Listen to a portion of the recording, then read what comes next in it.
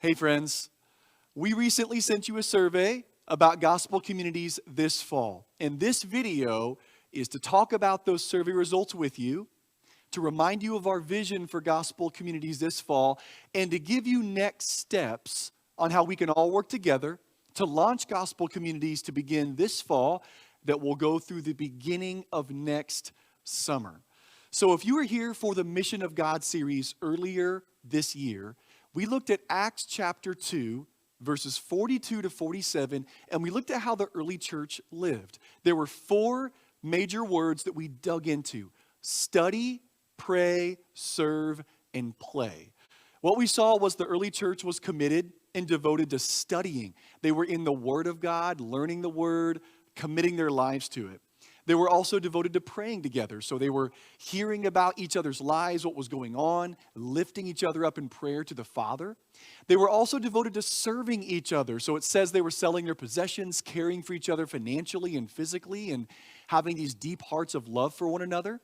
And finally, they were devoted to playing together, or the word fellowship, and breaking bread in homes, and sharing life, and living with joy and generosity. So we want to dig into that vision for gospel communities this fall. Study, pray, serve, play. We want to build those values into each of our gospel communities. So we sent you a survey looking at some of these and asking some questions about it. The first question we asked was, which of those four values is most consistent in your own personal relationship with Jesus? And the two that were listed as most consistent were prayer and play. Praying and playing. The least consistent, 40% of answers said study. So most people said, gosh, the least consistent value in my own personal life is being in the Word. We asked the question, what do you think is the biggest weakness of Christians in our culture? 40% of answers said the biggest weakness is a lack of a vibrant spiritual life. 34% said that too many Christians just don't really understand the gospel, don't really understand what Christianity is. We asked, what would be the hardest thing for you to do in terms of mentoring a new believer? 43% said the hardest thing would be explaining what the Bible is and helping someone find their way in it, helping someone understand how to use it. Now, this next question is really interesting. We asked, if someone mentored you to develop a new passion that you'd want to have, and we listed four passions you could grow in, 51%, so more than half, little more than half said, I'd want to develop a passion of better understanding and sharing God's Word. That's interesting. We'll come back to that. And then 28%, the next highest answer, 28% said, I would like to be mentored in experiencing God's presence more in my prayer life. We asked how impactful gospel communities have been in the past. 70% said gospel communities had either been very impactful or pretty impactful. 30% said gospel communities have been just okay or honestly not so good.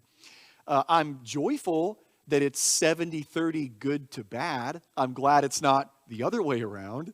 That's a good thing, but there's room for improvement there. We want to grow in that. We want to grow in having communities that study, pray, serve, and play, and that we would strive for everyone in the church to get a lot out of being a gospel community.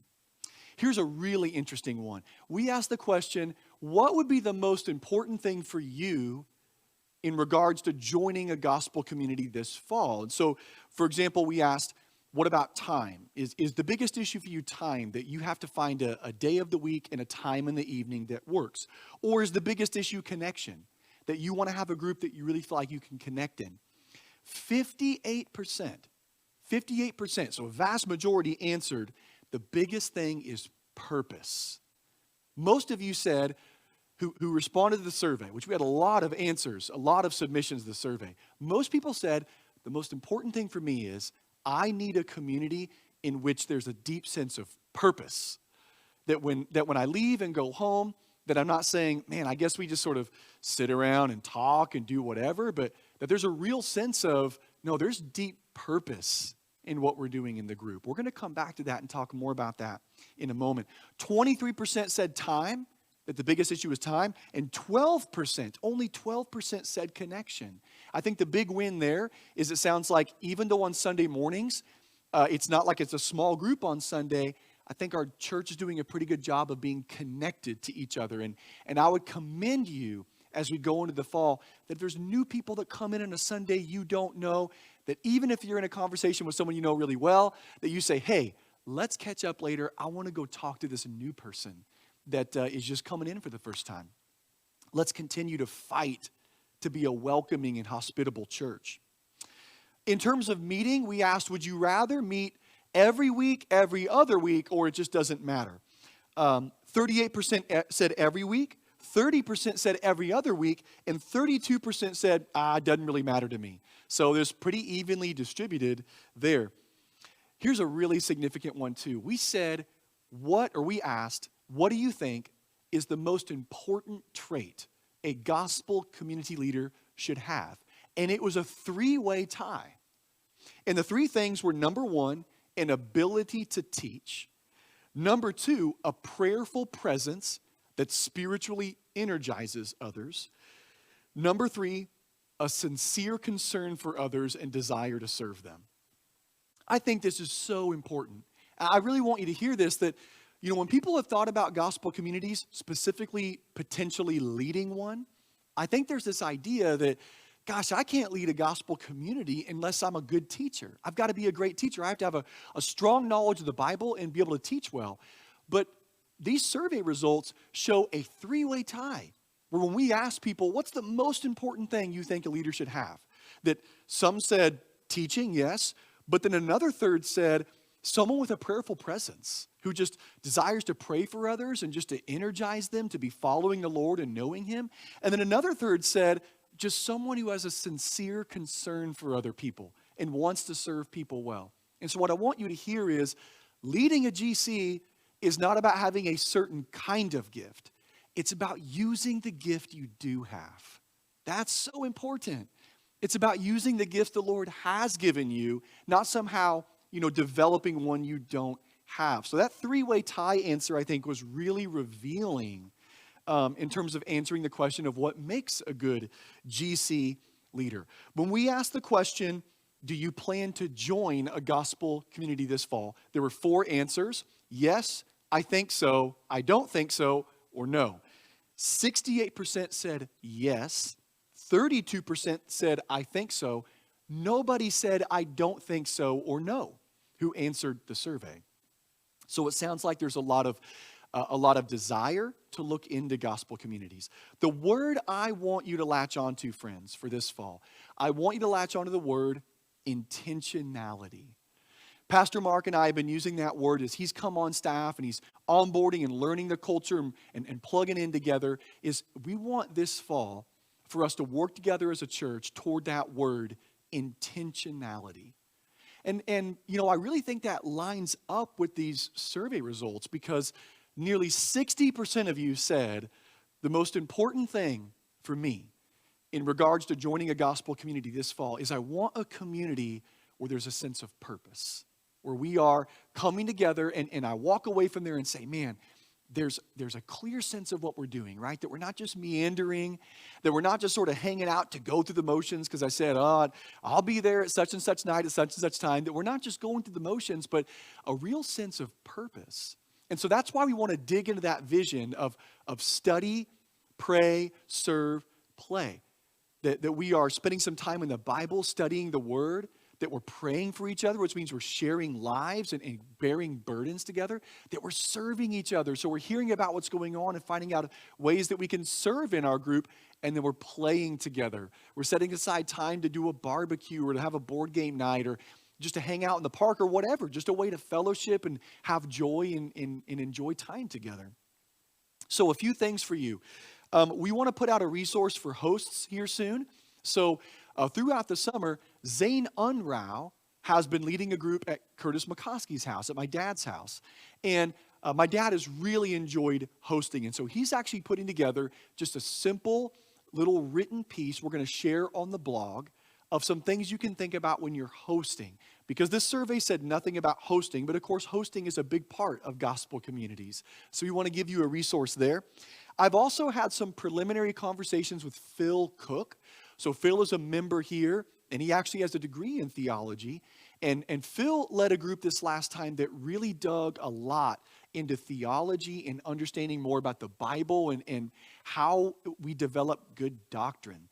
And so I've asked Phil if we could start a conversation on what it looks like for him to be a coach, to be someone who's accessible for other leaders to help us grow in that value of studying. That's clearly important to the church, given that 51% said, if someone were to mentor me to develop a new passion, I'd love to understand the word more and know how to share it more.